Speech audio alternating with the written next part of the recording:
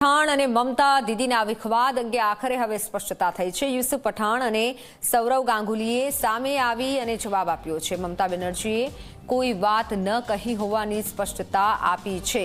મમતા બેનર્જીએ ક્યારેય લોકસભા બેઠક છોડવા માટે કહ્યું નથી। યુસુફ પાર્ટીના કોઈ નેતાએ પણ મને આવો કોઈ મેસેજ આપ્યો નથી તેવું યુસુફ પઠાણે જણાવ્યું છે।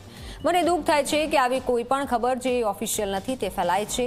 પૂર્વ કેપ્ટન સૌરવ ગાંગુલીએ પણ સ્પષ્ટતા કરી છે, મેં યુસુફને કોઈ મેસેજ પહોંચાડ્યો નથી। ટીએમસી સાંસદ યુસુફ પઠાણને રાજીનામું આપવાનું કહ્યું નથી તેવું પણ જણાવ્યું છે। મેં યુસુફનો આવો કોઈ મેસેજને લઈને ક્યારે સંપર્ક કર્યો નથી।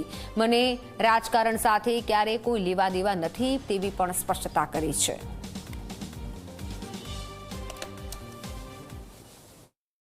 आपसे मैं एक बात शेयर करना चाहता था कि पिछले कई समय से एक न्यूज़ बहुत ही वायरल हो रहा है कि ममता बनर्जी ने यूसुफ पठान से कहा कि बहरामपुर लोकसभा से उनके एमपी पद से रिजाइन कर दे ताकि वो लोकसभा इलेक्शन लड़ सके वहां से।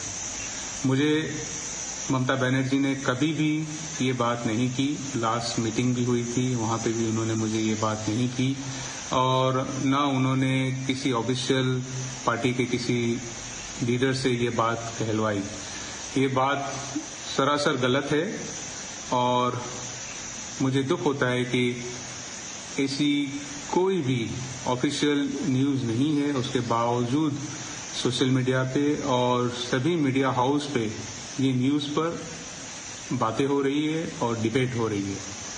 तो मुझे ममता बनर्जी ने या पार्टी के किसी भी लीडर ने अपने एमपी पद से रिजाइन करने के लिए नहीं कहा।